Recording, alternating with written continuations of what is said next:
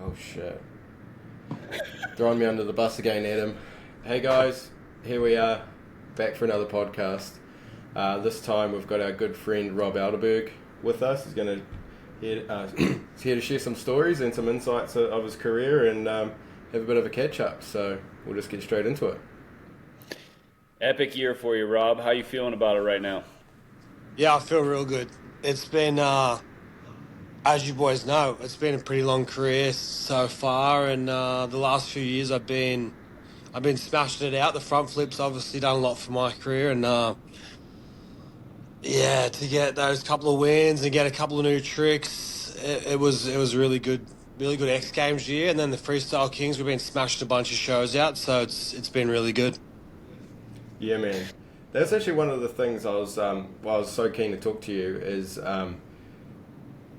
when I look at your career, you've been doing it as long as us, maybe longer. I'm not sure. You would have started like 2000, 2001? Yeah, I reckon Yeah. pretty sure it's similar to you, Levi, and Adam. Yeah. Maybe you got a couple of years on us. No, Yeah, I man, started. I went pro in freestyle in 2002, dude.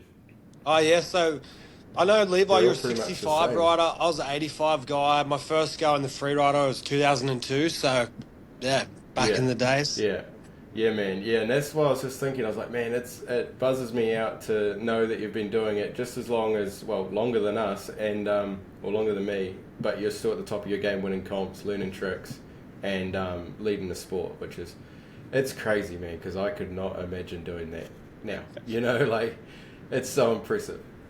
I've had my moments where I've wanted to put the bike away and even kind of thought about retirement, but then I've found a decent, I guess, decent level where I can spread my time around with my son, my farm at home, my bikes. Like, I'll do like a little bit of a training camp before X Games, and then if I don't have any events coming up, I just put my bike in the shed and I might not look at it for 2 weeks, and then after that, I kind of I get that itch again and then get back into it. And then, we've had a few shows, especially with the Freestyle Kings, and yeah, they keep me motivated. Like I said, the front flip, that gave my career kind of a rebirth there in, I think 2018 is when I learned it. And I went on a good run of wins and, well, just good results. And that's really given me a few extra years to keep motivating, keep pushing, yeah. Dude, it's cool that you say that, and I feel that too. Obviously, at a different level because I'm not chasing contest wins or anything, but like just to where the older you get, it's kind of like I still do really enjoy this, but I definitely could burn myself out and just get to the point where I'm like, my gosh, like no more, But like you said, sometimes it's like with me too, same deal. I just come home and I park my bike in the garage, and Levi, you're not gonna like this, but maybe I don't even clean it before I park it, and I just like don't think about bikes for like 2 weeks, maybe 3 weeks, who knows? And then all of a sudden I get back to the point where I'm like, I kind of want to ride. I'm kind of feeling it again.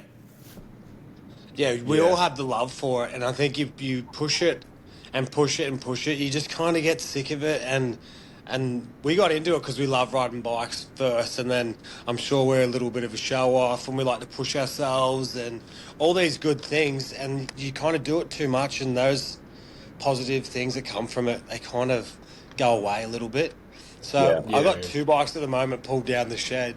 They're clean, but they're still pulled down. I'm not going to put them together for another week. I come home Yeah. from a Russian trip. I got a few days of tattooing, and I said, all right, I got 2 weeks. I'm not riding my bike, Yeah. and then once I'm kind of healed from that, it just, yeah, I get motivation. We got this show coming up in the US in September, so after that 2 weeks is off, I kind of just get back into the rhythm of it, and the hunger's back. I Yeah. still like to go to these shows, even if I'm not competing.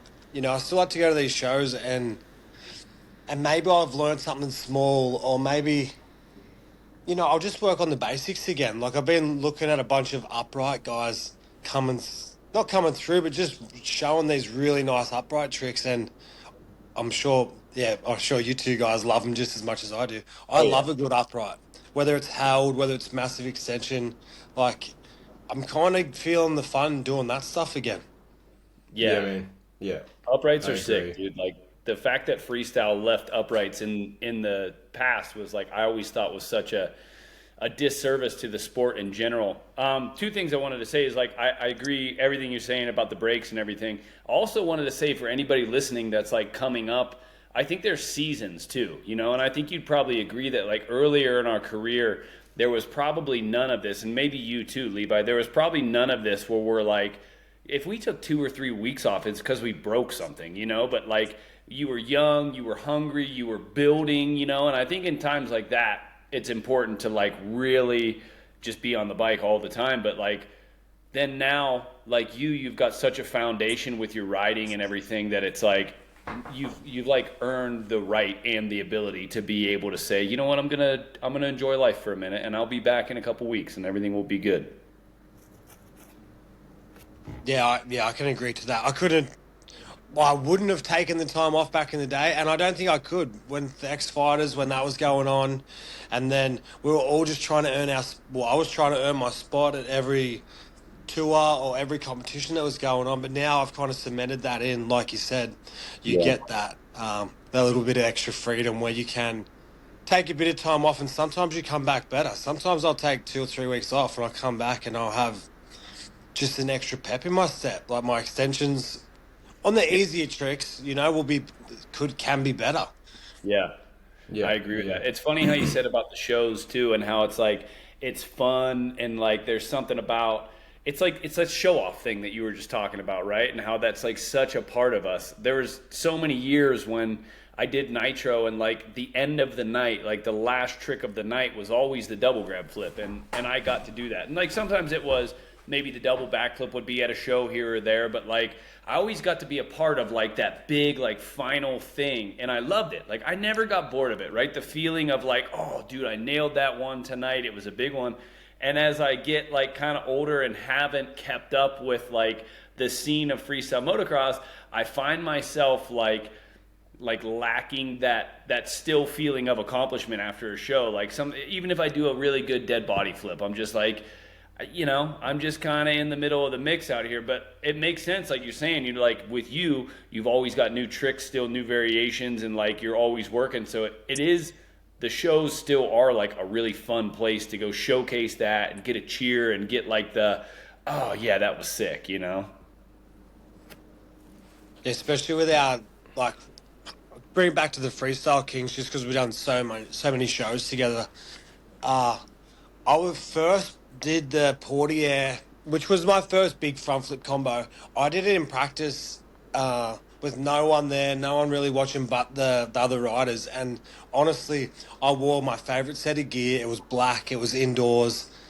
So I wasn't going to wear it in the show. So I made sure I wore the gear I liked. I did it in front of all the other riders. Was it a flex?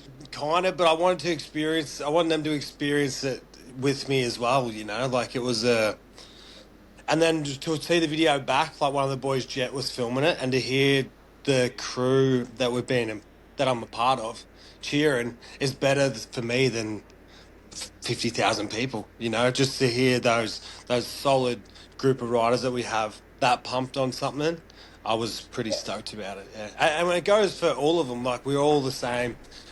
We got all the guys trying new things, and we all sit out, watch practice, and someone, you might be in the lineup, and someone will say like, "Oh, you stay back." So we'll all go out just to have a little look. You know, don't follow them in, but we'll all go to the door, have a look, and it's good times. The old stay back going down move. Yeah, don't follow me in on this one. Give me a minute. Yeah, we've all done that. That's pretty cool. It looks like those Freestyle Kings shows look so freaking epic. Like, I've been to a couple now when you've been in New Zealand, and the first one I actually watched was like kind of what started. I was starting to feel a little bit of a buzz on freestyle again, but it's really what kick-started my buzz in freestyle again a couple of years ago. I went down to watch you guys in Christchurch, and it just brought me back to the old days of freestyle. It was so epic. It's I don't know, it's just such a cool show. It's just purely just out there doing cool tricks. Like, it seems like a pretty cool event to be a part of. Yeah, Josh has always kind of run it, like, even when he was doing just his shows alongside other shows, you know, maybe wasn't the main act. Say at AusX Open, they were in the car park, and they just had that freestyle vibe about it. They rocked up in like a limo, and the boys had tattoos. It was all black, and this was before we were doing the FK live stuff, and I'd known Josh for a few years before that, and just to see what he was bringing to this show, I was like, that's a cool vibe. It's not new, but it's like the vibe that I kind of got into the freestyle. Yeah. But it's kind of like the early days of freestyle, you could say. The vibes that I definitely used to like as a young tacker, and now our shows, they're catered towards, they're family friendly for sure, but they have that old school FMX vibe where, it's kind of just taking a step back a little bit. We do have fire breathers there, well, the fire crew. We have some BMX riders there, but it's kind of purely a freestyle motocross show. Yeah, man. It seems like the heyday of Krusty's tour, but with less like bullshit on the mic the whole time, less talking, and just more riding and way more family friendly. Yeah. I feel like he's honestly, with the crew that he's got together and the shows that we're doing, it's not only the front flip kind of bring my career back again, but like after COVID, Freestyle Kings is definitely giving me that extra drive to push on and not just to train for X Games and then do nothing for the rest of the year. Like I got shows kind of consistently throughout the year and not just little local ones. We're going around the world, so it's been really good. It's fun, especially when you enjoy the crew of people you're with. It's fun.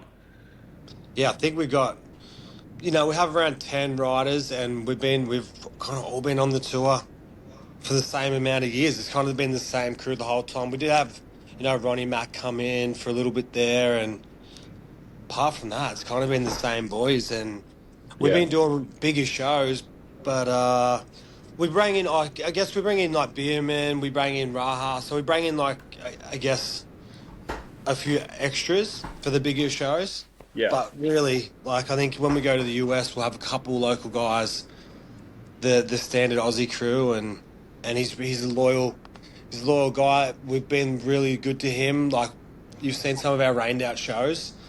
Some of those shows probably wouldn't have went ahead if he wasn't the type of guy. Out.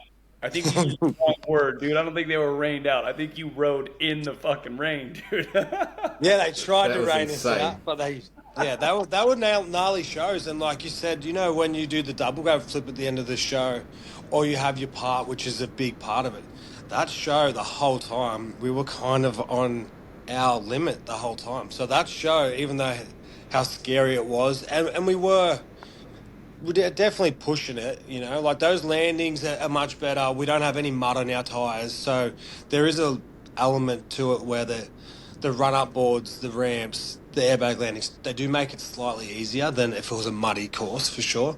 Yeah. But the way Josh has been with us and the vibe we have together as a team, like those shows wouldn't have happened if we were just, fresh together, or we didn't kind of appreciate the way we've been treated within that company. Yeah.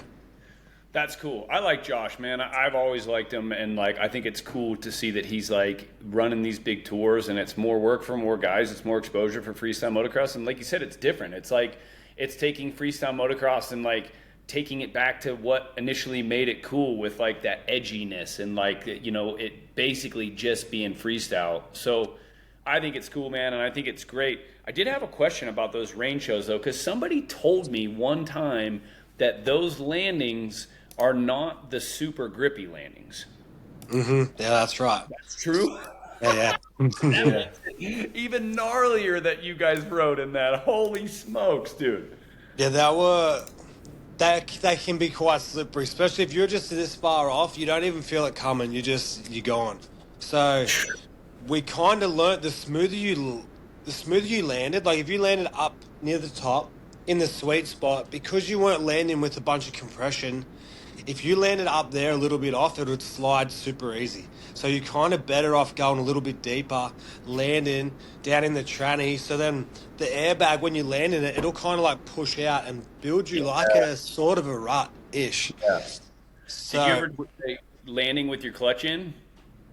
two-stroke didn't really matter. Like, Yeah, it does. I was doing front flips in the rain, so my front wheel wasn't even turning. So I'd land with a dead front wheel, and I was still okay, just as long as I went That's long. insane. That's so crazy because like some of those bag jumps have that top sheet that's insane. You can ride it literally soaking wet. And then I thought that's what you guys were doing, and I was like, that's still really gnarly. But I was like, those landings are insane. And then I can't remember who it was where it's like, no, those are not the super grippy landings. And then I'm like, fucking insane people. You guys are insane people. Yeah, it was nuts. I think a couple of shows, like everyone stayed up, and then even in saying it, sometimes when it's just a bit dewy, it's worse than when it's full raining. Because when Yeah. it's full raining, it was like it was cleaning off any residue that might have been on there. When it's just dewy, whatever might have been on there, it almost has a slime to it. Yeah. So yeah, like the rain show sucks too because we'd have to pull our goggles off, and like I've never never jumped around with no goggles, like since I was a kid. Yeah. I don't think I've ever jumped around with no goggles, so that made it interesting. I But yeah, think we got through. Yeah, it's cool you guys did that because it's cool to see the bond that you guys all got together. And like freestyle's really, it's hard enough to make it with freestyle and with freestyle shows and have successful showings and crowds and everything. And like just from my experience of riding and like going to places where the weather got really bad and there was nothing at all we could do and had to cancel, it completely like ruins your market and your future chances for going back there. So like, yeah, man, I've kind of gotten to the point where, like, we rode one of my shows in the rain 2 weeks ago, dude, and I did the same. I took my goggles off because I couldn't see through them anymore, and I'm going to the ramp, and I'm like, this is worse. That was a bad idea. Man, you guys are nuts. I've over the last couple of years when you guys come to town, like I play with the idea, and I'd love to join in and ride a show here or there with you with the Freestyle Kings, but then I keep thinking about like, nah man, these guys ride in the rain, like I'm not turning up to have to do that. It sounds like a terrible idea, so I take my head off. Maybe on our next indoor one in New Zealand, come and jump on with us. Yeah, that sounds a bit like me, man. You gotta go like full retirement spec vet class now. We had honestly been speaking when, I think it was the first one that you came to. We were wondering if you were going to turn up with your bike on the back and join us. So, Dude. I know all the boys would love to see you out there for sure. Yeah, I nearly did last year you were here or earlier this year? But it was just when I started riding the Stark and I was like so green and I didn't want to ride my two-stroke and I was like, screw it. But I actually thought about it. I'm like, man, I was going to go do some whips with these guys, but maybe next time. We'll see. All right. That would be hilarious if you just showed up with your bike. I just wanted to. I just enjoy jamming with people guy just now. showed up with his bike and he wants to ride. Yeah. Hey guys, can I come ride your show? I reckon everyone will wave you straight into the course and be like, yep, you show us how to do it. And that's the other thing. I was looking at the ramps, and because I just run the most jacked up ramps possible, I was like, man, I'm going to jump their ramps and have no pop. Like, your ramps do look really good, but I'm pretty privileged when it comes to my ramp setup, so I was like, I don't know if I could do that. But so our ramps are the first ones that we've... I'm not sure if Brooksy made them or Seabot made these ones, but they're the first ramps that we haven't actually jacked up. So we pretty much took the next gen and then just... Yeah. I'm not sure if you've told everyone or if everyone knows, but pretty much just cut the top off. Well, I'm not sure what height it is, but yeah, we've never had to jack them up. So instead of a 9 meter radius, it's the same radius as your next gen, and it's made the shows run way quicker. All you gotta do is fold the top on, bolt them on, and never jack the ramps up ever. So it's been good. That's good. I mean, that's actually, I ended up designing a ramp for Adam, which was the next gen combo ramp, but that haven't rode it yet. Yeah, how's that? But that actually came from you guys. So yeah, funnily enough, exact same deal. I think that's a pretty cool way to do it. I haven't actually ridden the next gen combo at the smaller level like you guys have. I've only ridden it full size, so maybe if I did jump that, I'd change my mind. But yeah, it's honestly it's like a 9 meter propped up 100 mil. I reckon something like that. Yeah, pretty much perfect. What's 100 I jacked mil? my 9 meters up 300 mil, so we've still got a bit to go there. Yeah, maybe we don't go that far. Yeah. No, I hate flat ramps, man. Oh, what's But yeah, 100 million inches? Do you think 2 or 3 inches, something like that? 4 inches, I think. Oh, yeah, there you go. Yeah, yeah, 6 inches, 150. So That's pretty good pop. I think that's about what my my 9 meters set up at my riding spot, and it feels epic, dude. yeah, So I can't wait to get that 8.5 meter going. I got to pick it up tomorrow actually, and then should be starting to ride that one soon. yeah, that'd Yeah, be we're good. riding that next gen to the normal bags as well, so it kind of makes Yeah, the jump look like when I massive. see other people jump it, I'm like, this is crazy. But then when I jump it, it's you still feel really high, but I'd rather jump it than almost just sit back and watch someone hit it and then think about following them in. It's quite scary. But Yeah, once you get over it, it's pretty good. Yeah, those yeah, bag jumps are pretty tall landings, but like I don't know, I've never jumped the next gen to a standard bag jump landing. Like that seems pretty intimidating to me. yeah, man. Yeah, it's pretty I scary remember for sure. it buzzes me out like being away from it for so long, and now like watching you guys send it on there. I'm like, holy crap, getting like sweaty feet, and sweaty palms and stuff. You know, like what the heck? But in the moment, it's so normal. Like when that's all you do is ride ramps and jump those ramps, it seems fine. Eh? It just yeah, I got a whole different perspective on our sport now after being away for a little bit. The next gen is so gnarly. It's opened up doors obviously for the fronty combos. You Yeah, see a few people, even for the backflip stuff, you got a bit of extra time and everything, but to the normal landings, it can be quite scary. yeah, I've been thinking yeah, about like what a 3 meter ramp would be like.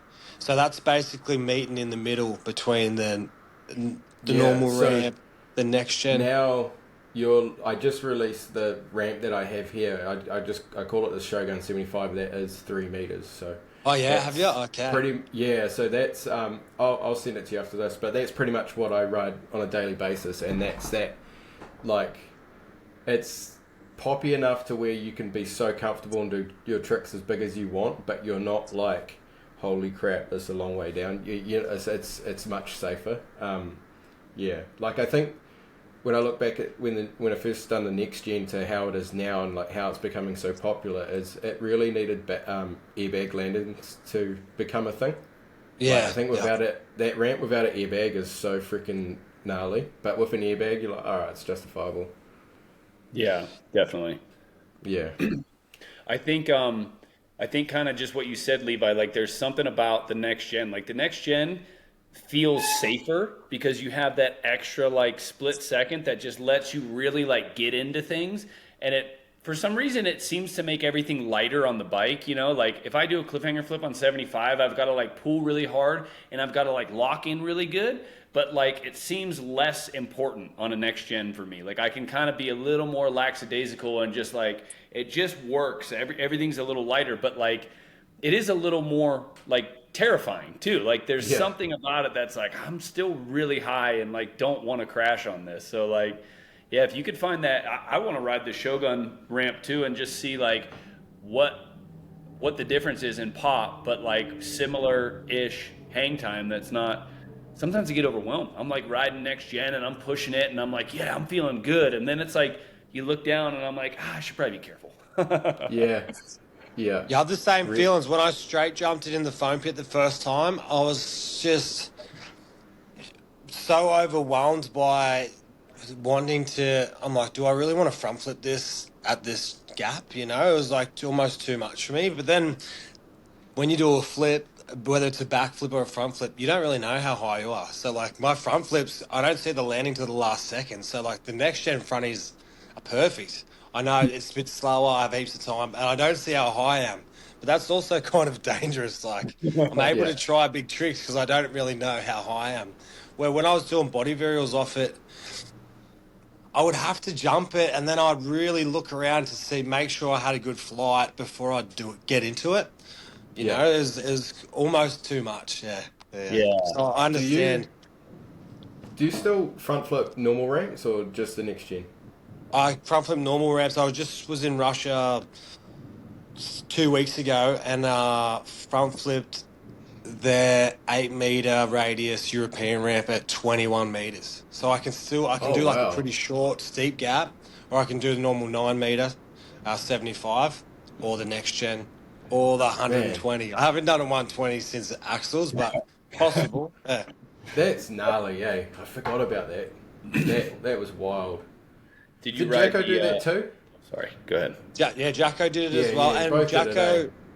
Jacko, he was in Russia as well, and he did it over there. So I feel like there's heaps of different stuff we could do it off. I'd love to go and do it off. Maybe something out in the bush, or even just push it and see, like, yeah, see what can be done with it as well. Yeah. I wonder what like the old school, not old school, but like, back when we had full comps with dirt hits and stuff. I wonder what those jumps would have been like their front flip, because it was like most times, no matter how they built the dirt hit, I'm sure you remember, they were hard to flip. It was always like, yeah, the dirt ones, you needed to give a yank to flip every one of those. And like, I just wonder if something about that. I wonder if that would have like front flipped even easier than the stuff you're doing now. I think I know, just like when you flip a jump, you know, if it feels nice and poppy and you're getting that hang time, you know you don't have to really pull super hard.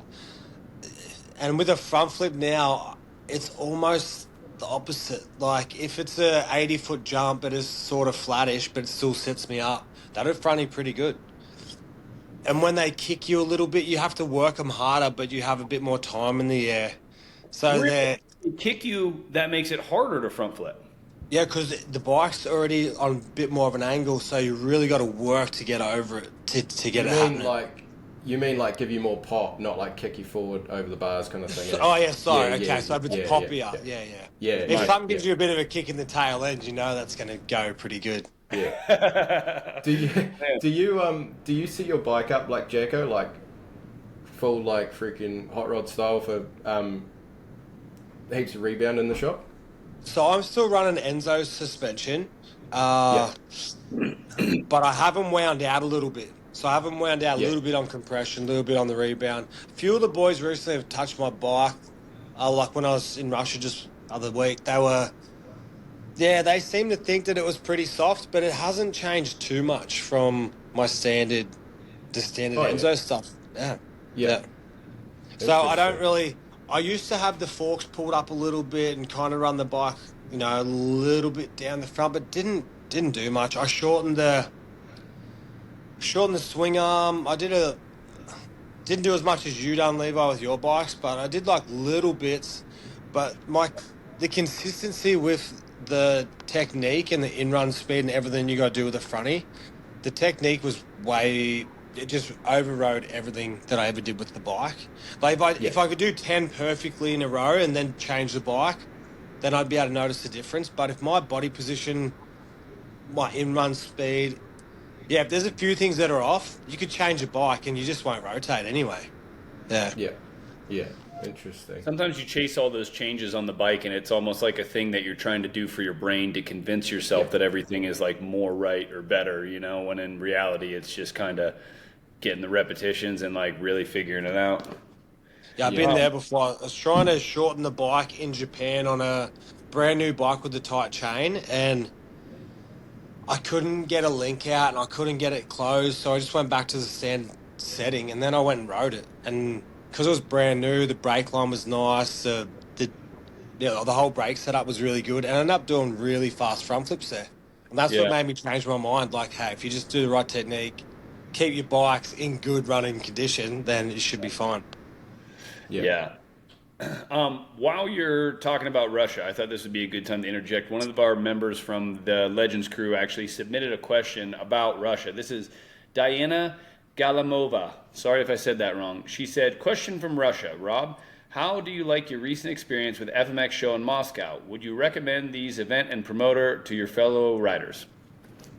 Yeah, I've had nothing but good experiences in Russia. It's my second time there this year, and Pavel Antonov is a fellow rider, and he is I guess, the rider manager as well. And yeah, it takes really good care of us. What else? The setup has always been on point. We've been getting fresh bikes. I rode a brand new bike the first trip, and then I rode the bike again this trip, and no one rode it between. So, the bike I ride's got maybe 3 hours on it. You should have requested another new bike. Yeah, passed off the other one. We had Tucker there this time. We had who else come this time? Oh yeah, there's Ronaldo. So there's a few more new faces this time, and like everyone had a sick time, and Yeah.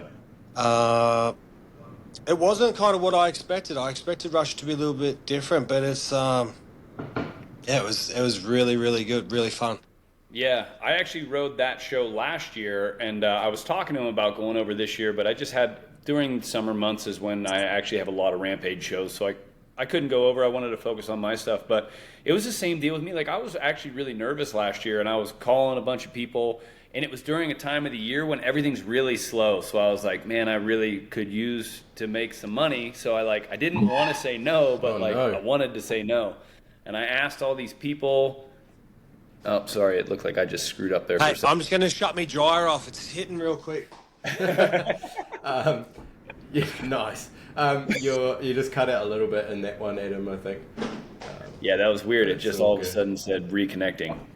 Yeah, no, But you're yeah, good. to get back to it, I was really worried. And I asked a bunch of people, and everybody was like, asked one guy who'd been over there recently, and he's like, dude, it's actually fine. And I went over there, and Pavel was like super cool, took great care of us, like took us to nice places to eat. And like, I know it's a country in war, and everybody wants to hate everything. Listen, I have no comment on that, but I felt safe. I felt taken care of. I had a good time. It was a good crew. The show was great. It was a packed stadium, so like I agree with you, man. It was pretty good. Yeah, this show we just done, it was at a festival and it was free to the public. And walking around outside, I honestly felt really safe. And Russians don't always walk around with big smiles on their faces, but they're very welcoming. And, they're all into their fitness. There was like a little parkour set up, and then there was a rollerblade set up. And then it was very interesting and unique, but it was, I don't know. Some of it. I feel like in Australia it'd be nice to have something like that too. Like our festivals or our we don't really have anything like that. Like I don't know if you'd have a 30,000 seated stadium open to the public and have this kind of outside festival on for free, and then get a bunch of international guys there Yeah. at the top of the freestyle sport pretty much, and you can just think all they had to do was register online and they got a ticket and they could enter the stadium. It was Yeah. pretty cool to see it. Yeah. Nice. Yeah, that's cool. Did your driver use the AC when you're over there? Nah, I don't think there was ACs were working over there. Man, that's like when we were in Russia. Like that's one of that whole event, everything. But biggest thing I can remember is our driver refused to use AC, and it was like freaking like 30 or 40 degrees Celsius the whole It time. was We're so just hot, dude. sweating bullets, man. Well, I know some of the European, like I know when I go and see Minnie, he's in Germany. He has like a brand new Mercedes van. It's still an option to have AC. So I think Really? like some of those, yeah, in some of those cold Yeah. climate countries, maybe they don't all have AC anyway. Man, My it wife's was British, insane. man. There is no such thing as air conditioning in England. Do you go over Yeah, there in the there you middle of go. summer and you're like, how the fuck am I supposed to sleep right now? It's 90 degrees in here, dude. Oh, that's too good. Um, so, shit, what do you got, Levi? Oh, I was keen to talk to Rob about Caden riding FMX. That seemed pretty yes. cool. Yeah, Tell so us about it. Caden, How'd that come about? he's I mean, obviously we kind of probably know, but well, you know what it's like. Yeah, for you guys, like my dad was a motocross rider. I think both your old boys were either into cars or bikes. They were kind of moto yeah, heads of some yeah, description.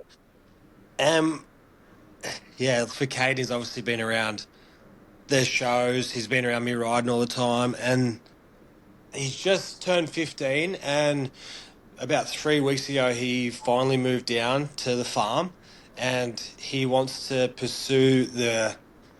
Well, it's not like he's committed to being a freestyle rider now, but he's committed to living with me. And a discussion we'd had was like, you're 15 now. If you spent a solid 3 years of building a good, motocross base and training the right facility and being consistent on your bike, you could potentially start to make a living out of it, or make a career out of it, or make something of yourself in it. And he loves it, you know. So that's the direction he wants to go in. And I guess I can see it in him for sure. He hasn't been real consistent on the bike.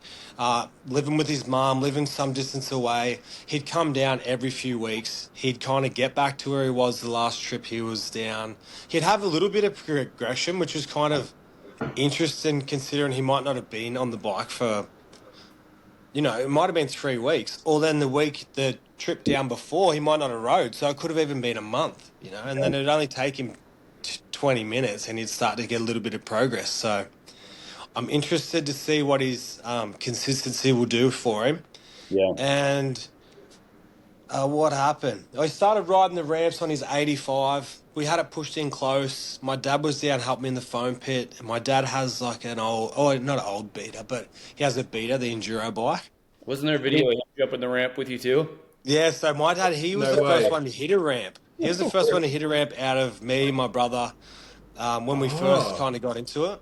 No, so my dad's been into that for a while. He used to do shin scrapers, no hand suicide, like suicide no hands that was his trick.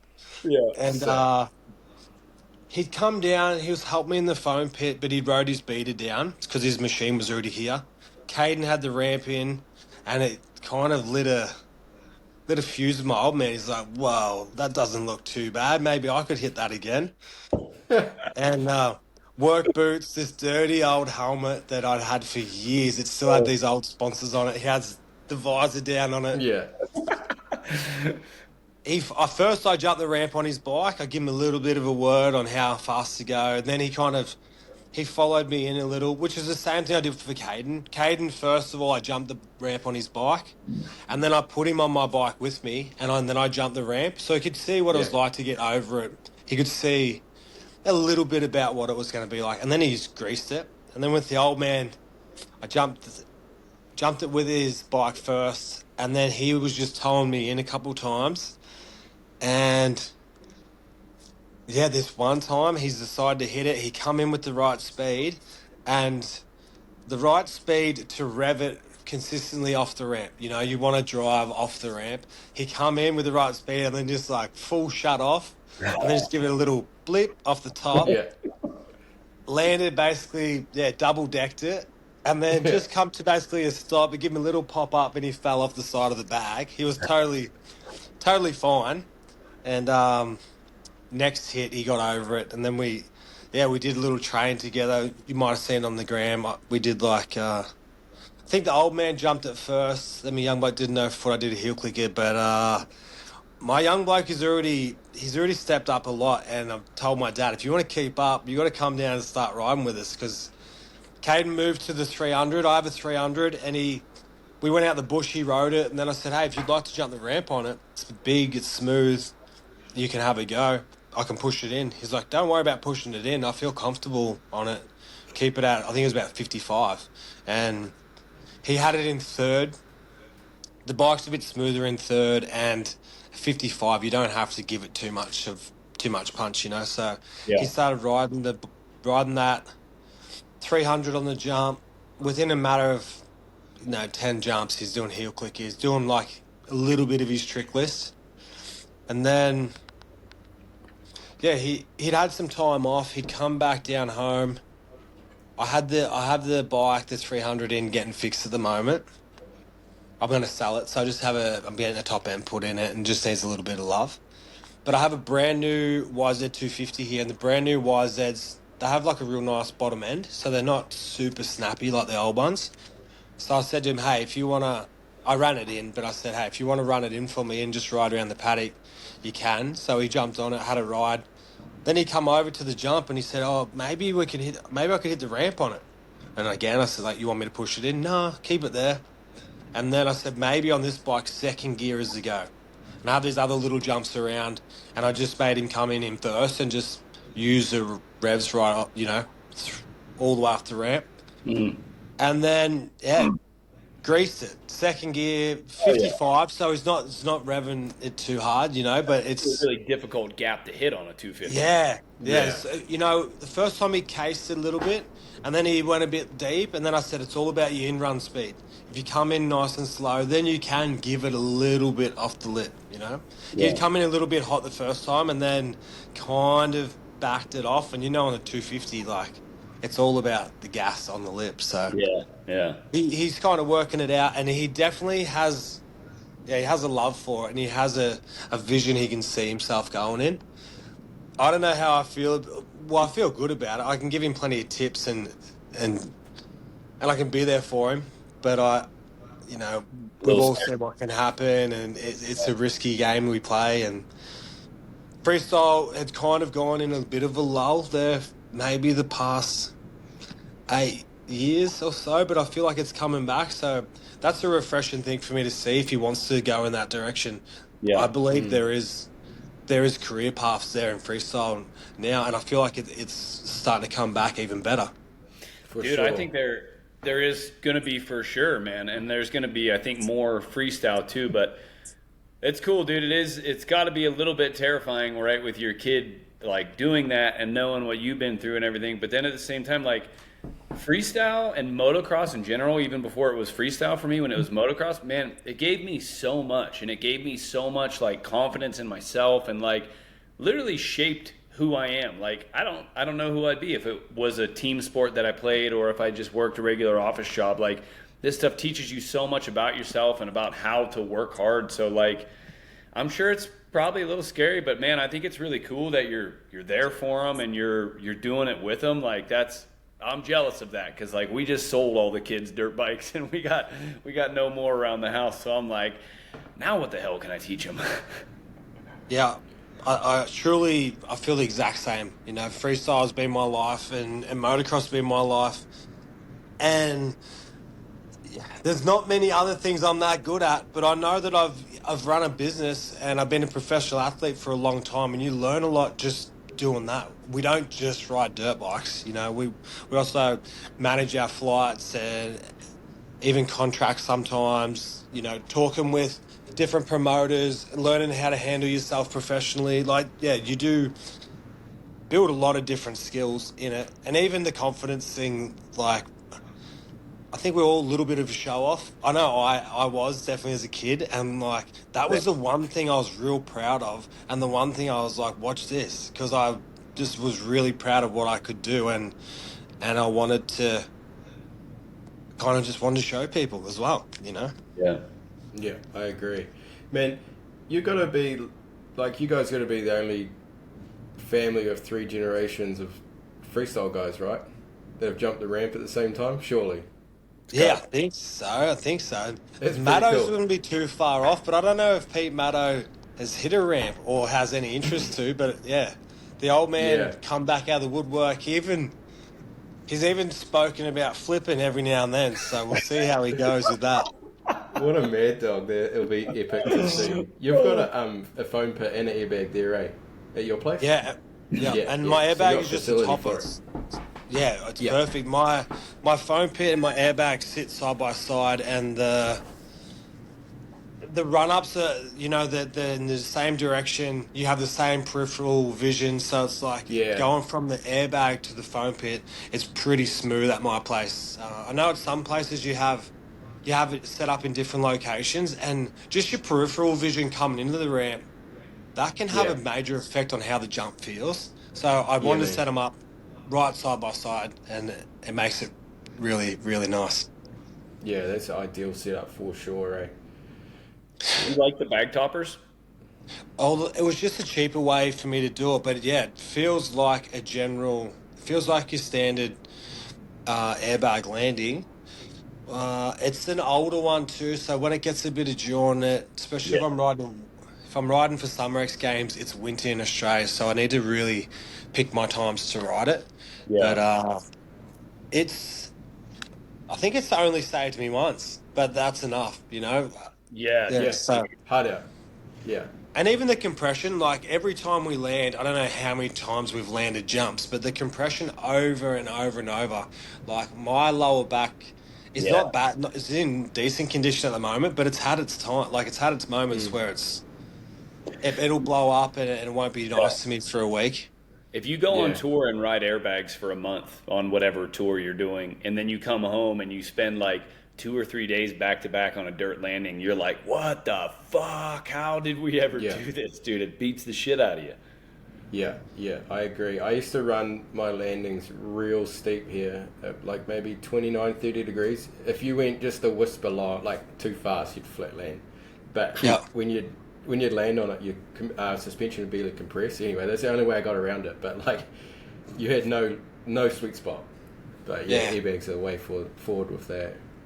Which is a good way to ride too, because it's good and bad. But like a nice steep landing, it teaches you, get your judgment down, and you can be real consistent with your throttle, which is really good, especially when you're in that middle stage of you're just better than learning. So you've got, you don't have to have it super safe, but you're really honing in that throttle control and your distance management and all the rest of it. Yeah. But now with the airbag, if you pause it when we land, sometimes the forks are like up 1/3 of the way down. Yeah. You can be so lazy with them. Like, I was thinking about it last time I was riding here, and like my consistency has just gone out the window with where I'm landing. It might be because I'm still getting used to an electric bike, but like, and I'm just not even bothered. Whereas back in the day, if you just tagged the top of the landing, you'd know about it. It's always so sketchy. Yeah, or if you're in the bottom of the tranny, like you know about that as well, right? Yeah. Well, these ones, agree. the tranny's not too bad. Some of the bags, like in the bottom, you can land, and if you get on the gas and you kind of push the bike into it, if you're a bit aggressive with it, you can just kind of hop off the end, and it's super smooth. Yeah. What brand is your topper? It's not one of your well-known brands. I got it from Fancy Inflatables, I believe it is. I've had it for about 6 years, and it has been really good. It's not really deteriorating. It's had a hole in it that I've fixed. I'm not sure how you guys fix your bags, but I've managed to find a way where I use a product called Sikaflex, and I'll just cut a piece out, Sikaflex it underneath, and then Sikaflex a bit on top, and then I just use that same Sikaflex, make a bit of a mold around it. Sikaflex is like, what would you call it? It's like a silicone, but it's real strong, and it's flexible. So as your bag, when you bag, when you land on it, it flexes quite a bit. This stuff moves with it, and it holds pretty good. Yeah. Nice. Do you pack it up like when you're not riding it for a while? Do you fold it over and like keep it out of the light? It's been sitting in the sun, sitting down there in the weather for, I'm sure it was 2019 when I got it. That's pretty impressive, dude. I thought Yeah, pretty good, hey. I thought you'd be losing stitches and like I thought it'd be wearing down, but that's pretty good to know. Man. Even I have a really nice foam pit cover, and the foam pit covers, they cost me a little bit, but they'll last 5 years on the dot, and their warranty's 5 years. So like on the dot, 5 years, they'll start to blow out. But this bag, it seems like the GVM of the stuff is a little bit thicker for sure, but it still has that flex to it. It hasn't been drying out. It hasn't been deteriorating at all. It's held up really good. That's epic. That's incredible. My first bag was a bag jump, that landing bag. It's like the practice bag or whatever you want to call it. And it was good when I rode all the time, but as soon as I stopped riding so much, and I was like intermittently, like once every couple of weeks or whatever, I just had rodents move in and just chew the thing apart, and it was just done. I actually gave it to Carlos and ended up fixing it and getting it back in shape. But that's the biggest issue we have here is just mice and rats and stuff. So that's so epic you can leave yours out. I've always tied my ends up because I think it was Jacko or someone had told me if they get in there, they're going to just eat their way out. So I've tried to make sure I don't get any in there. I think one has gone between the top sheet and the actual airbag, and I can see this one little hole had been chewed before. I'd fixed that, but I've had no issues with rodents down there either. I have found a That's couple of okay. big snakes under it before, so maybe they're helping me out as well. Yeah. Probably. I'll take the mice and the rats. Yeah, dude. I would have a Oh heart attack man. if I picked something up and there's a snake under it, dude. I hate snakes. We got to Yeah. fold the top of it back so my dad can walk the excavator around to get in the foam pit because Hmm. he will sit on the side of my shipping container. It's a good setup, but yeah, pulled it back once and two good brown snakes sitting there. It was cold when we did it, so they weren't fast, but yeah, they were pretty big and they're not the ones you want to get bitten by. That's for sure. No. Yeah, unless Yeah, you're screw Jacko and that, then you man. just try to grab them and shit. Yeah, you play with them. Yeah. Man. Oh, How you old are go. you now, Rob? I'm 37 in November. I'll be turned 37. So All of freestyle is getting up there. You I'm know, getting on. I said to myself, like 35. I'm sure once I'm 35, I probably want to slow down. But then I hit the 35 mark, and I think at that point I'd learn the lazy boy fronty. So like the new front flip combos were coming. The next gen is just starting to get used more, and I just find these new little parts just to keep me interested and just to keep the ball going. And like these tricks this year, basically has done that again. And I have a few more tricks that I know can happen. So that's keeping it interesting. it's pretty cool. Like you with the front flip right now is like early days backflip progression where you seem to be able to like just really start figuring all the things out. Like to be honest with you, this year, I guess like I didn't talk to you, I didn't ask you about it, so I didn't really expect. I thought like yeah something similar to last year, you know, and then like Yeah. you came out and I saw the seat grab heel clicker fronty that was in one of the shows, and I was like, damn, that was cool. And then what was the first X Games? Was it seat grab Cordoba? Yeah, the first one was like the road over, I guess you call it. Yeah, and then Wasn't even done that great either. I And thought it was good. I thought it was really yeah, good. And it was like it was a It was really pretty big sick. surprise to me because it's like you know, I guess if you do a cliffhanger and you do a lazy boy, even though they're completely different, you could kind of look at those and be like, oh, similar class of tricks, right? yeah. But then you went behind you and you like unlocked this different class, and I was completely blown away this year, and I thought that's pretty epic, and like you just keep figuring shit out with this thing, which is really cool. But like you said, being 35 and still having some steam, like yeah, man, I think a lot of us probably thought the same thing where we put that number. Like the number was definitely before 40 for all of us, and a lot of us Yeah. are 40 now. But like, you take good care of yourself. There's airbags out there now, which like they can really stop like the super detrimental injuries from happening.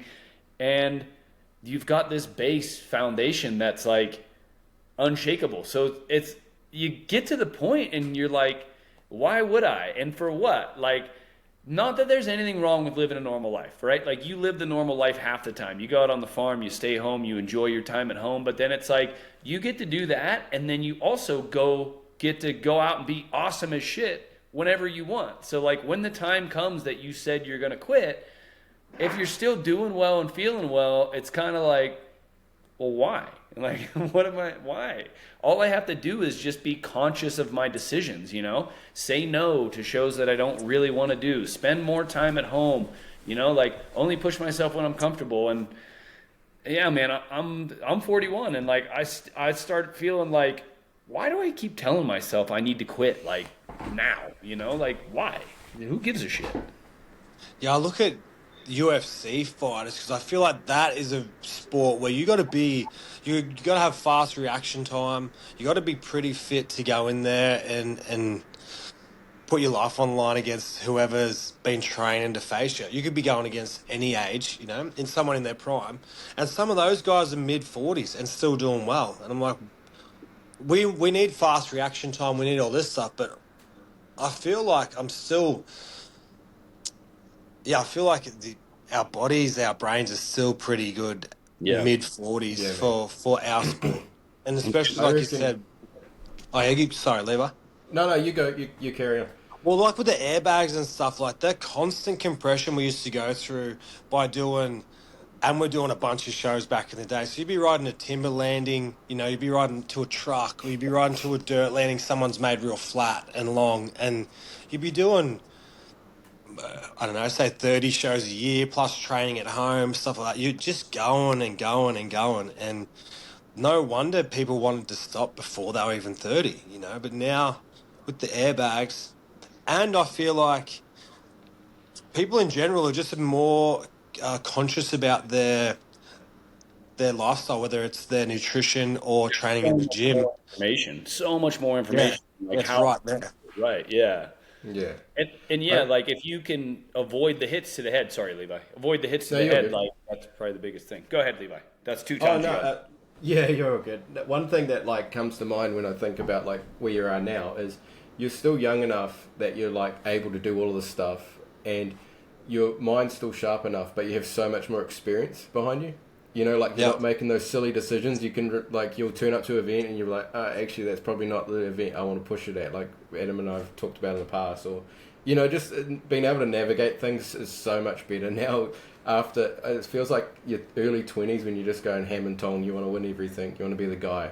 You're just taking so much unnecessary risk. You know.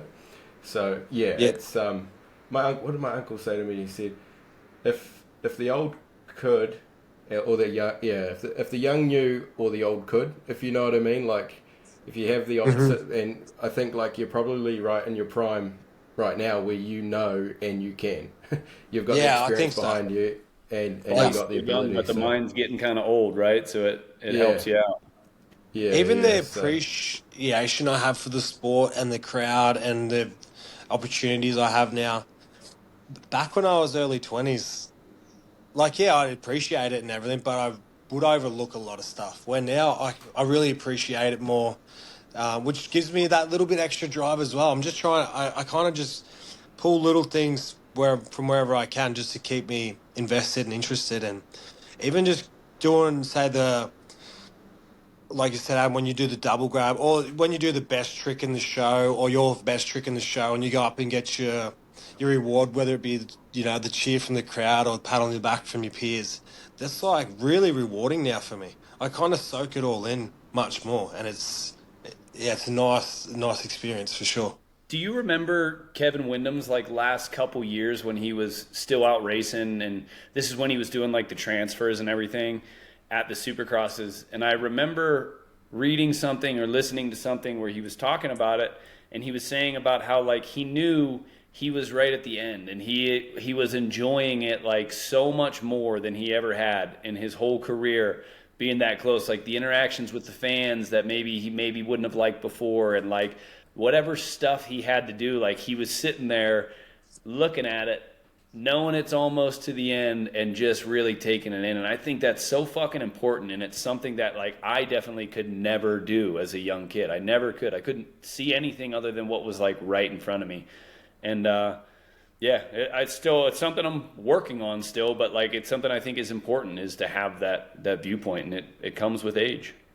Yeah, yeah, definitely, definitely. I'm that's trying a to like you boys, trying to pass on the knowledge to the younger generation or anyone interested in the sport. Like we have a few young guys at FK, and even in Russia, they have a few young guys there that are really, really impressive. And I try my best just to give them these just little tips, and even just these points that they should appreciate and acknowledge that they're in a good position and it doesn't last forever. And you can be told this. I know I was told stuff like this when I was younger, but I feel like we have so much more we can give to the younger generation that maybe wasn't passed on to us. Like Yeah. I know when I was first getting into it, I kind of felt like almost like some people would feel like you're taking their spot. And there Yeah. wasn't many spots yeah, to give, you know. So it was almost like we'll keep everything kind of close to us. And then I've also been in the position to where I felt like there's younger people coming through, going for cheaper or whatever it might be, kind of getting a little bit annoyed at stuff like that too. But then I just thought, you know what? I'm just going to be open and honest and clear with people, and tell them what I think should be asking for. You know, if someone asks me where I'm at with say payment or what I'm willing to ride, this and that, I'm more than happy to be open and honest with them. And I kind of feel like this generation, well, even the last few years, people, especially freestyle guys, have been more into bringing more people on, because there hasn't been many young guns coming to take our spots, where back in the day, Adam, say, '08 or something like that. When did you win your gold? 7. 7. Like, that's kind of when there was lots of... I remember that's when I was starting to really want to come through then too, and there's heaps of interest, heaps of young guys coming, and that dropped away for a while. But I feel like... Yeah, do you think the same? Like, do you feel like it was kind of a bit shut out back in the day? I think it totally was, and I think it definitely has to do with like a famine mentality of like always worrying that there's not going to be enough. And back then, it was like there was a couple big sponsor deals going around. It's like any competitive industry, I guess, and you can look at it the wrong way, which I'm sure a lot of us did. I know I sometimes did for sure, where you were more concerned with the guy coming up than you were trying to help the guy coming up. And there was a time where there was a wave of guys coming up, and I think a lot of them, like I think '07 was maybe the first year Taka was over. I can't remember. You were coming in right around that time too. So there's like this wave. You guys made it in. And then after that, if there was a wave or not, I don't know, but there wasn't a wave. And I always feel like a lot of us that were still making money riding in the industry were like okay with this at the time, right? Because it secured our job, the fact that like nobody else came up and took our job.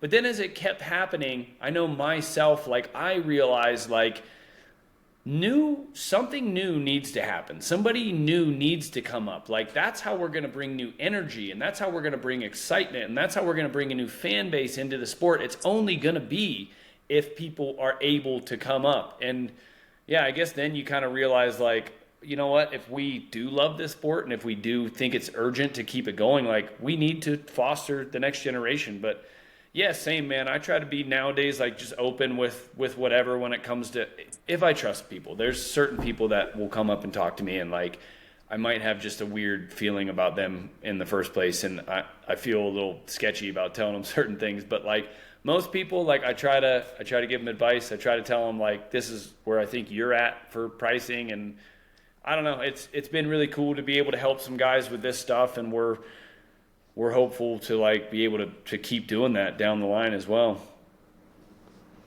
Yeah, man. I think like the way Rob said that earlier, he's like the first generation of people in the sport were kind of like holding on to their spot so much, and it was so small. And then I know like when I was towards the end of my career, there wasn't that next generation coming through like trying to take our spot. So it was much different at that stage, and it was probably a little bit bigger, and there's probably room for more people to come in. But I can kind of see how that happened in that first generation, and like I wonder if we were in that position, we'd be the same way we are now. I think I can kind of like I look at it, I can kind of respect that a little bit, and then you see other sports, whether it's NASCAR or motocross, supercross, they're like that. They're like, don't take my spot, and they hold on to it as long as they can. But maybe it's just because the sport was so small, there wasn't that extra bit of room for that next generation to come up through, But and it's so young, like that. Yeah. Our sport, people have asked me, who coaches you and this and that. I'm like, we don't have coaches. Like this. No one knows. No, but now it's kind of, until now, like with what you guys are doing, now is kind of the time where our sport has got to a certain age to where it's maturing as well, I feel like. Yeah.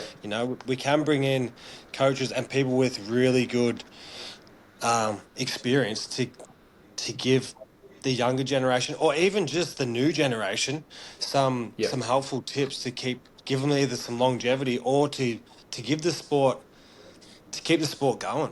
I feel like that I definitely know about the famine mentality in the earlier days, but I feel like that kind of had a bad effect in one way, where some people coming up didn't really know what to charge, or some people didn't really know what their value was. So then that's like, I know in Australia, things went from when there's only a handful of flippers, there was a certain price, and then when there was a couple handfuls of flippers, and some people wouldn't be honest and open about what the deal was, it just started to really go down. But I feel now, people being honest, open, you guys setting up this, the Legends thing, it kind of sets up a platform and a base to keep this sport going and to bring some more life into it, for sure. we've always spoken about a union, you know, we've always spoken about being honest and open, and I feel like this is the first wave of that actually happening. Yeah. Yeah, I thought it was really important. Definitely when we started this, is like let's give out information, all the hidden secret information that nobody wants to talk about. Like, let's give it out because I think there's people in the world that have bad intentions and they'll do whatever they want to do to get whatever they want to get. But I do think that's a small majority of people, and I think there's a big majority of people who appreciate information, and the more information that you can give them, the more it's going to guide their decision to make, you know, a better decision that's not only in the interest of themselves, but in the interest of the community as a whole too. Like if we you know, do a podcast episode on pay, and we tell people like, hey, if you're a flipper and you ride for under $1,000, like you're doing the entire community a disservice. There might be a guy who didn't know that, who's shopping for shows, and he's gonna go, oh, no way. Like his eyes don't even light up as I can make more money. His eyes drop as like, I don't want to hurt the community. Like I'm on board. You know what I mean? I think there's going to be a lot of that. The more we talk about like what negative things to avoid and how to make this, you know, the most cooperating union that we can have. Like it is a small sport, and 95% of people in this sport I consider to be like great friends of mine. My only fucking friends are my freestyler friends, you know, and it should be like that, you know. We should be a real community and a tight community, and I think if we can all ditch the days of the famine mentality, which I think a lot of us have already, like it's better for everybody, you know. We just got to trust that there's a greater good coming, and everything's going to work out. And that's a hard thing to believe in sometimes, but I think if you believe it, it's true. Yeah, I feel like our industry's so small. We all enjoy the same thing. We all have a similar mindset. I know back in the X-Fighter days, for sure there'd be a few rifts between a few riders, but generally we're all on the same... We kind of all enjoy the same things. We all kind of have a similar mentality and everything. And I know, especially when you go ride shows with people, like there's no competition there. It changes the way people are. Everyone gets along really good. Sometimes you go to shows, FK ones can be kind of dangerous because we live on the other side of the country from each other and we don't see each other. And then when we come and we see each other again, it's like we've just reunited, you know? And we've got a job to do, but we just come and see some of, your closest friends, and you just want to catch up and hang out, you know? Yeah. We talked about this on a podcast a couple episodes ago where this used to happen. Yeah, show up in New Zealand, and it's like all of a sudden Bamberg's there, and then Jim McNeil's there, and then Shuey's there, and Bilko, and it was just like, let's go to dinner, and then 1,000 beers later, you're like, dude, how am I going to ride tomorrow, man? Saturday show, but you all see each other Friday. It's kind of the worst way to do it. Yeah. Should be there like Wednesday, get it out of your system. There you go. Turn up early, get it done. One thing, now we're talking about the future of the sport, and I'm just curious of your perspective on it, because you've kind of seen it all.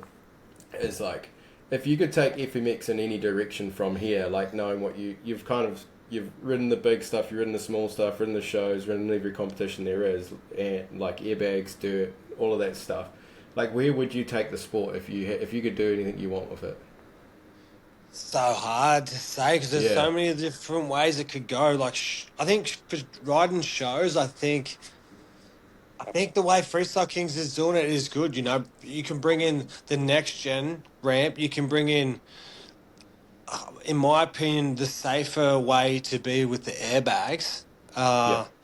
And it's easier, you know, it's easier to set up, it's easier to pull down, it's cost effective, it helps our sport stay in these big stadiums than bringing in massive clumps of dirt and then taking them out, and then they're worthless, you know? I feel like...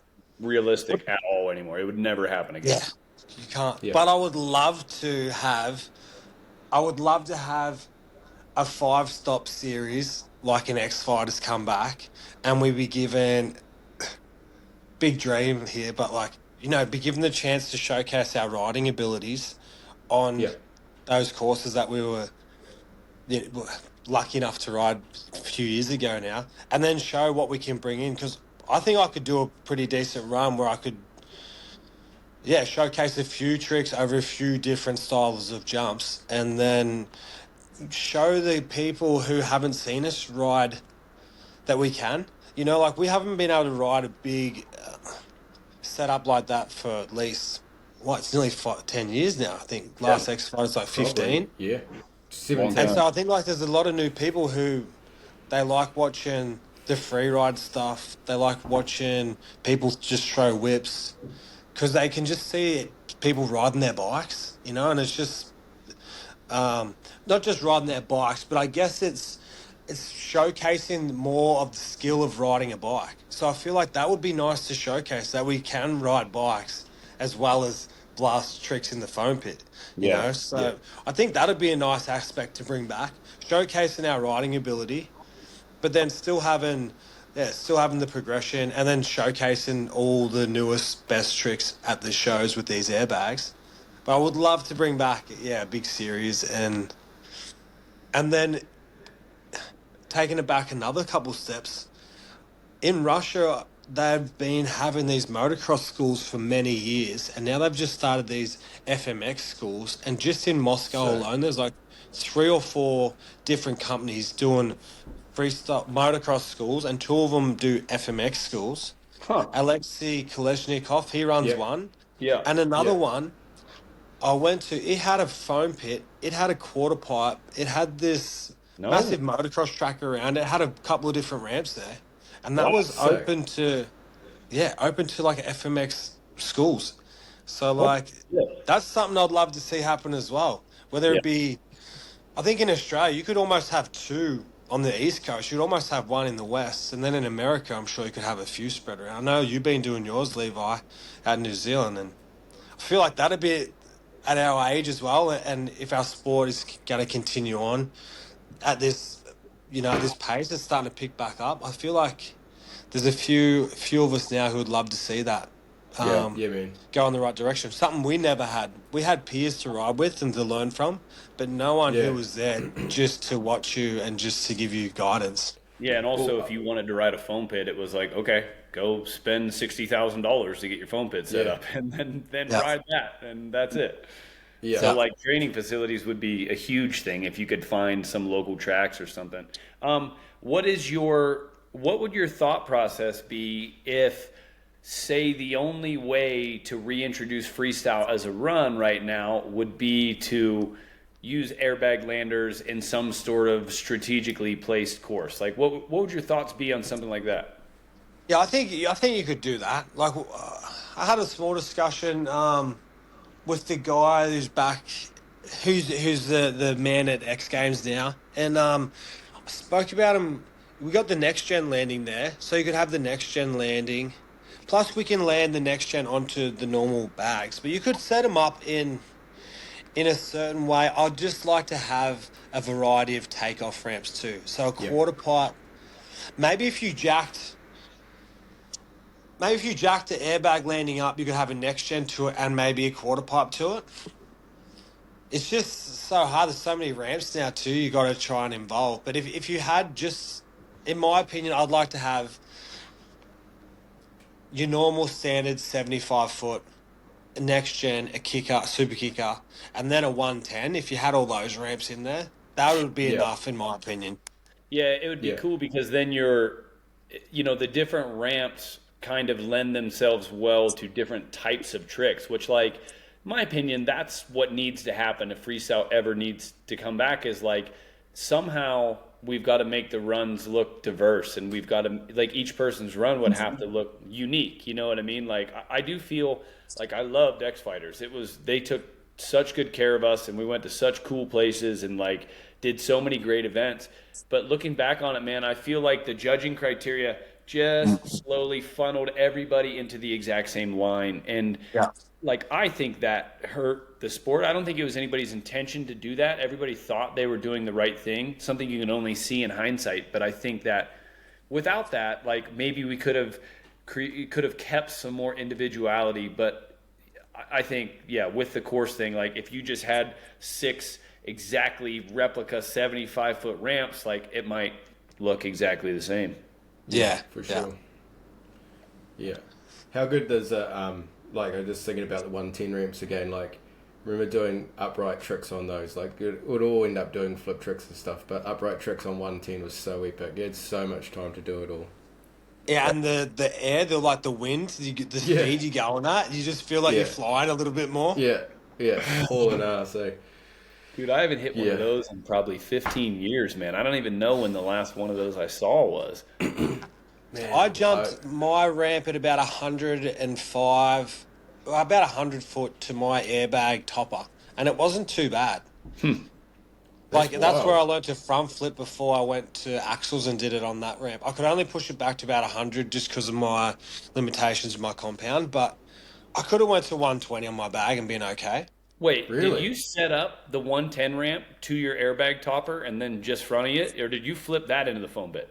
Nah, I put it at about 80 foot to my topper first and jumped it a few times. Then I'm like, oh, I think it might work. And then I put it in my foam pit. And then first fronting the foam pit, it went on me and went really well. I'm like, oh, and it hurt because when you know what it's like. You go in the foam pit at pace and you just eat the handlebars, especially if you do a front flip. So I went onto the airbag. I'd do probably 3 or 4, and then I had my skid steer parked in the front of it, and then I just, I might call my dad down. He'd say, Dad, push it back. And we were just going 10 foot at a time. Probably went 85, 95, 105, and then... It's sick. And then I was like, well, it's just getting easier now. So when I go over there, just remember, don't go too hard with it. And then going over there, I was nervous. I was having trouble in the morning clearing... I was front flipping the first one, then I was clicking third, and I was kind of having trouble just letting off a little bit on the takeoff and then clearing it. And then in my run, I don't know if you remember, I kind of cased the first one. That was the worst one I ever done. Yeah. But because I cased, I had all that run-up speed going down the landing. So then I went second, clicked third, and my speed was already so much quicker. Left the lift. I'm like, oh, it's spinning quick here. And I opened up and then I just went, oh, where's the landing going? And then I was pretty sure I was done for. Oh. Kind of blacked out for a split second. And then maybe I just closed my eyes, but I just caught a huge force, like bump force. And as I opened my eyes, I was my right hand was kind of down near the fork and my head was on the front guard. And I just pushed up off the guard. Pushed my peak back up, took the berm, and then I was like, oh, what trick has I got to do? And then I hooked my foot. I did like a one-hand whip flip going down the hill, and then I was into a knack fronty on the next gen, and that didn't count because of my wasted time turning in the berm. Yeah. But yeah, I still managed to keep it together and finish my run. But wow. That's insane. That was the first time I'd fronted it, and it was in my run under all the pressure. You know what it's like. And then... my second run, I ended up just jumping third, so I didn't have to worry about clicking gears. And then, in the best trick comp, I'd already fronted it, so it was much easier. I knew what I was doing, and it was all good. Dude, that's saving the first one for the run thing. That's some wild stuff, dude. I've never been able to do that. So that happened with the road over now as well, and then the stripper one at Salt Lake. They were the first ones I've ever done to the landings. And the Lazy Boy. I think the Lazy Boy... On the Lazy Boy, I'd done at home. I'd done at home like 3/4 of a Lazy Boy. But those two, the road over and that stripper one, they were the first ones I'd ever done to a landing, for sure. And I didn't do them in practice. Yeah, it's heaps. Yeah, it's too much. Oh, man. I've never done that. That's not me. We got one more community question. We've kind of already answered it, but I feel bad not asking it. This is from Justin Mize. He said, have you noticed your riding ability change as you've gotten older, and what have you changed about your riding as a result, if anything? Yeah, definitely has changed. It's you lose. I've honestly lost some tricks. When I was focusing on front flips, I'd lost a bunch of upright stuff. When I'd focused on all these front flip combos, when I went to Russia recently, I kind of sucked a little bit. And it's just because I was putting so much emphasis on front flips and front flip combos. So, okay, my riding has improved where, I have some big banging tricks. But also know in my training, if I focus on something specifically, I can get it. It'll be just a matter of time I'll get it. But I'm sacrificing those other 20 tricks that I've done throughout the years. Where back in the day, I never did that. I never sacrificed any of my old tricks to learn something new. I thought I had to hang on to everything and just add to it. Where now I've understood that, you know what, I'm going to put these other tricks to the side for a little bit and I'm just going to focus on one. And you focus on one trick over a week, it comes pretty fast. If it's possible, you know, it's a trick that's just there. But if you're trying to hold on to all your other tricks and then you're trying to learn a new trick at the end of your training session when you're fatigued, when you're already over it, like, it's the hardest time to learn. I spoke to someone about kind of sports psychology and they said, we just talked about how I'd warm up, how to go through my tricks, and he was kind of dumbfounded. He's like, you'd wait till the end of your session basically to start learning something new. I'm like, yeah, I felt like I had to do all my other ones to make sure I was on point, blah, blah, blah. And he's like, well, why don't you do some of the real easy ones that aren't really that taxing and then go, all right, now put them to the side and focus on one specific one. Yeah. And that has helped me a lot for sure. Saving I always- energy and mental energy. Yeah. Yeah, you I only got always done so my much hardest to track give. first. Yeah. Sorry, Levi. Oh, no, you're right. I was just saying, I always done my hardest trick first. Like, I'd go to like two straight jumps, and I'm like, right, let's go. Because I was always scared of it, so I was like, got to tackle this head on, and then you're like essentially weightless, like the weight's off your shoulder for the rest of your session, and then you can maintain all your other tricks. You know, I understand when you're doing like best trick stuff or learning stuff that hasn't been done, you can't just kind of focus on the beginning of a session and still have much of a session left. But yeah, I've always been big advocate for just go hard quick. Never really warmed up. Yes, yeah, I'm a little bit the opposite. I'd kind of go from the smallest through to the biggest because I kind of That's how I do that's it. how it always been. I feel like that's how it always Yeah. kind of was. But I definitely have realised that you're kind of wasting that good energy. And I know what you mean by getting that good one out of the way first. Yeah. You don't have this thing hanging over your shoulder. You don't have to wait to the end to get it done. Yeah. Another always thing just- with me was fronting at home on my normal setup. I can't do it if it's been wet, but I can go in the foam pit. Yeah.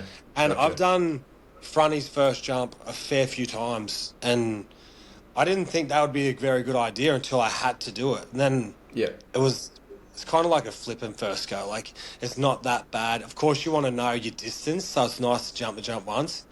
Yeah. But I definitely didn't need to do 10 minutes of riding to then go, all right, now I'm warmed up for a frontie. I could do it first jump. No worries. You've been riding 20 years, man. That's, Well, even longer. Yeah, it's. I don't know. I think it's so beneficial going out quick. It's like riding competitions. It's like you sit around all day. You're tired. You're over it, and they're like, "All right, you're up," and then you're like, "Oh, actually, ad break. Wait there 2 minutes," and then they're like, "Now go." So that's kind of where the mentality. Yeah, that's where the mentality came from, to just go out, go hard, go quick. Get it all done. Well, then fast. you're doing a run in front of cameras, and you're doing 10 of your best in a row after having, a full day off, really? Yeah. But everyone's different.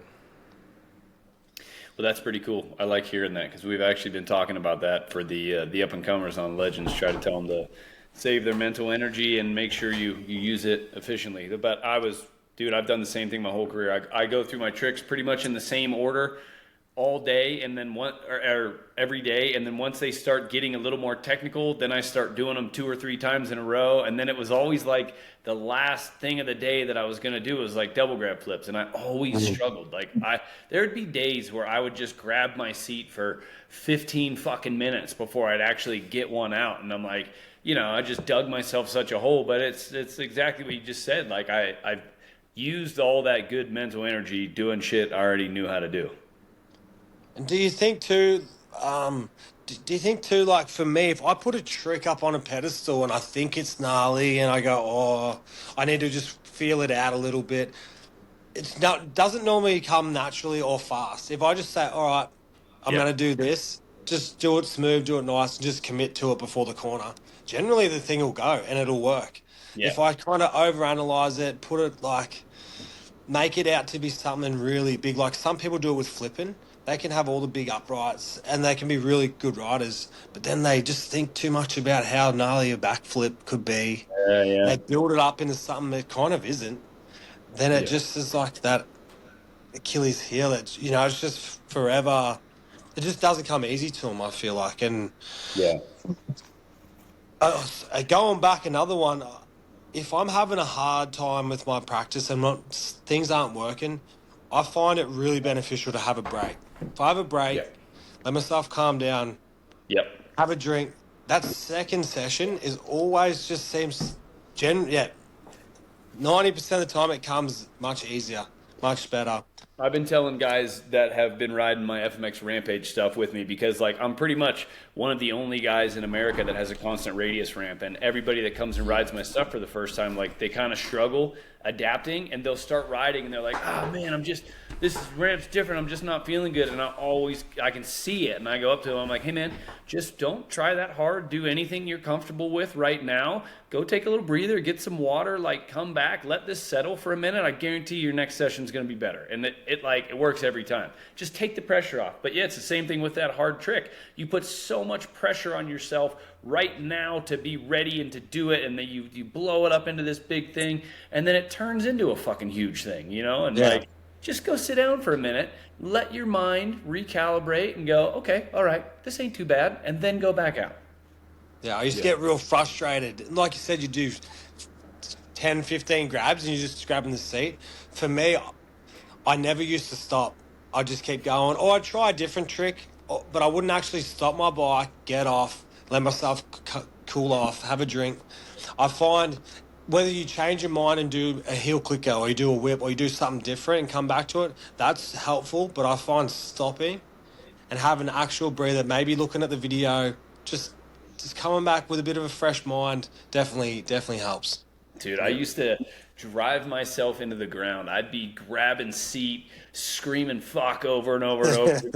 So pissed off. And I wouldn't stop until I would do one. Because for some reason, it felt like, well, this is the discipline. I'm going to make myself do this. But honestly, I think in hindsight, I made myself a less confident rider by doing that often. Yeah, man. Yeah. I remember I never really practiced with you much, Adam. I mean, at events and stuff, all the time. But you came and rode at Feist one day. It must have been before X Games or whatever. And it was right when we kind of started doing double grabs. And it was like rock solid time. Tucker was there. He was doing rock solids in practice. And you're like, I'm going to do rock solids today. And I just remember watching you do like 700 double grabs in a row. And I've seen all of this firsthand. And I'm like, man, this dude ain't going to stop. Like, I was already knocked off at this stage. And you're just out there, double grab, double grab, double grab. Yeah. Yeah, so. And how is it when you focus on the next trick and then, say when you first learn flip combos, first flipping's hard, and then once you start doing the flip combos, then the flip goes away. You don't even think about your flipping. Yeah. Yeah. And that's like you're saying with the rock solid. You think about the Rocky and you're just doing a bunch of double grabs and you're still not happy, but the double grabs is like nothing. Yeah. It's ridiculous how that works. I was actually filming a tutorial for Legends today, and I was talking about that during the tutorial, so it's funny that got brought up. But yeah, man, the mind's a crazy thing. I think it's far more powerful than I definitely thought when I was younger, and like it's pretty crazy what you believe seems to become the truth. You can go in your head and you can do all your tricks, I'm sure. If you sat down on the couch, closed your eyes, you could go through all your tricks in your head, right? And when I was younger, I never did any of that visualization or anything like that. And now I've added that into my... It's not an all everyday thing, but before an event, I'll definitely throw it in there. Whether it's the night before, whether it's the weeks leading into it, whether it's when I'm trying a new trick. I definitely have been there before in my head. And when I actually go to do it, it feels like I've been there before. Yeah. I can't remember. I'm going to blow this reciting how they said it was, but I was reading a book recently where they were talking about, they did a study where they had a group of people that played this thing on the piano, and they had another group of people that just imagined playing that exact same thing on the piano. And they never touched the piano. And both groups, like the group that just imagined it, progressed in their piano playing just as much or more, I can't remember, but definitely not less than the group that was actually doing it, which is wild because like your mind is that strong. And this brings me back to being in Japan with you a couple years ago. And remember we were talking about like how gnarly Pat Bowden is at tricks. And I remember you being like, I think he spends a lot of time like thinking about his tricks. And like, dude, that has stuck with me ever since then, to just like, you're struggling with a trick, sit down and just think about it for a while. Think about how you do it perfectly numerous times in a row, and like that's going to be beneficial. The patterns, and then even just the enjoyment of doing it good and landing it good. I feel like that just over and over and over. Then when you do it, you're like, oh, there it is. That's the feeling that I've had in my brain for so long, or whatever it might be.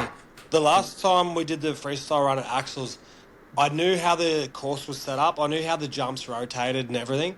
And I did the exact run that I won that medal in, and when I overjumped the 110. I did that run in my sauna, I reckon, 100 times minimum.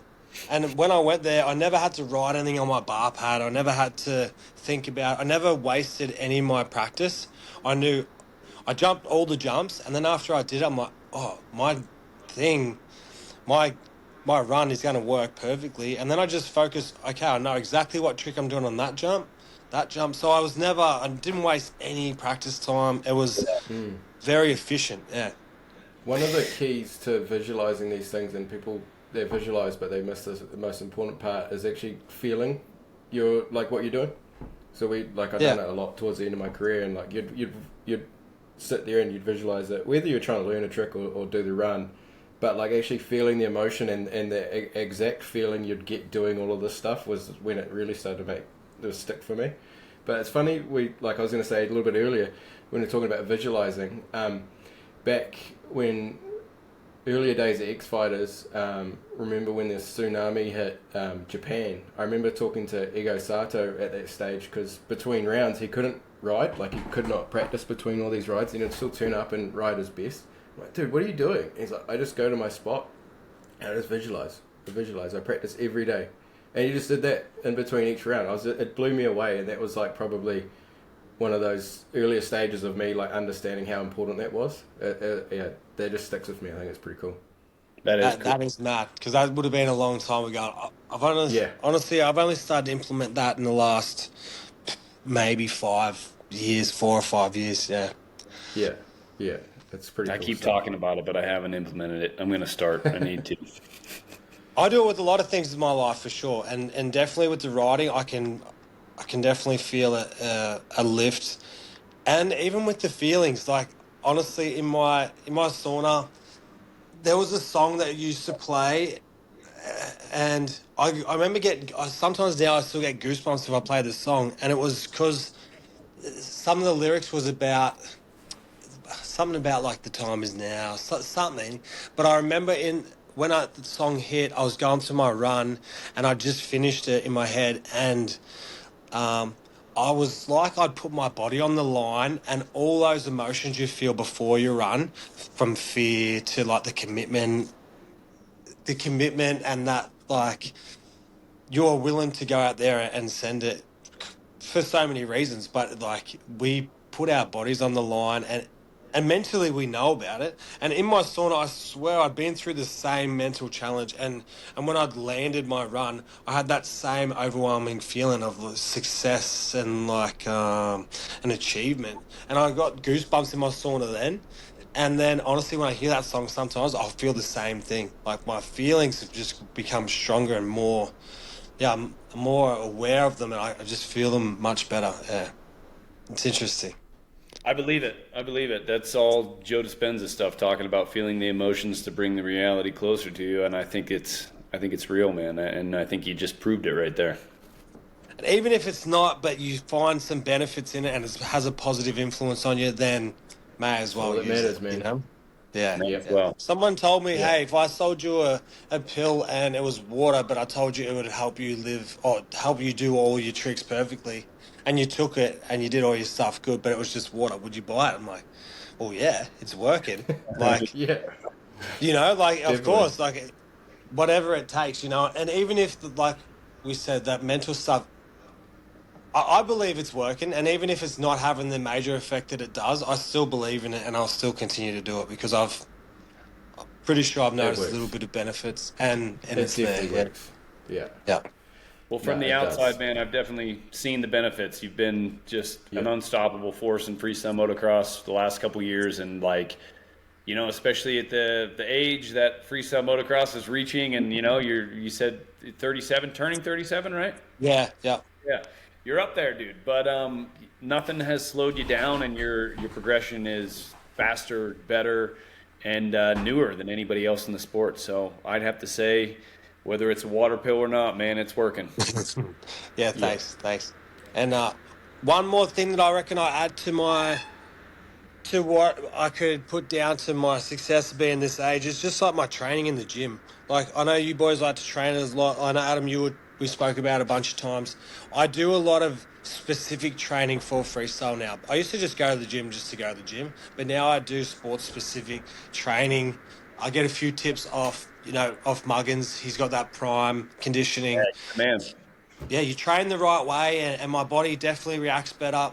My back has been pretty good, so that's a big bonus. And yeah, I feel like it's adding more years to my career, so I'm definitely into it.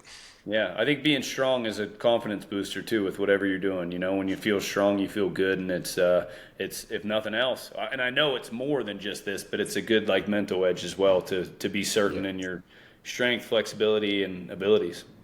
Yeah. Well, For sure. Levi, you got anything else before we go? No, man. I think we went through most of the things that we kind of want to talk about. And, it was definitely cool to catch up. It's yeah, I don't know, like we were side by side our whole career, and it's just so cool to see you out there just stomping it and just pushing forward like you are, you know. So yeah, Thanks, bro. it's been I've epic looked to up have to you both on you and good boys. to catch up. Both you boys have had sick style. You've been there. Yeah, we've been there for many years together, and Yeah. I love what you boys are doing too. You know, like I feel like we can give back to the new generation. We definitely have plenty of experience and Yeah. and knowledge. Levi, you both have had sick extensions, and you'd pushed it for so long there. We haven't seen you out on the course for a while or at any shows, but it'd be sick to have you join us on an FK FMX soon. live show soon. Levi Sherwood. Yep. Come and join us. Maybe. I'm not sure what maybe. you're doing. I'm sure you're doing a bunch of nitro stuff, but if you want to join us one time, Adam, we'd love to have you there too, I'm sure. I mean, everybody needs a dead body at a show. Okay, that's my selling pitch to everybody. You need a dead body at your show, guys. Come on. Yeah, we don't have one. We don't have one. Oh, you got Clinton, don't you? Got Clinton? He still does them, doesn't he? He does a Shaolin. I don't know if I've seen him do a dead body.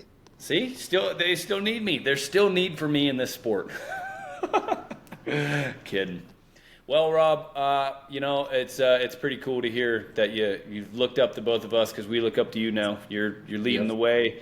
You're a complete fucking manimal out there on a dirt bike, dude, and I love seeing all the stuff you come up with. And it's been cool hanging with you and getting to know you better over the last couple years. You know, we've gotten older together, and it's funny how the conversation changes from partying and chasing girls to like, what's life about, you know? And like, I don't really drink that much anymore either. And like, it's funny to grow old together with the entire freestyle motocross community.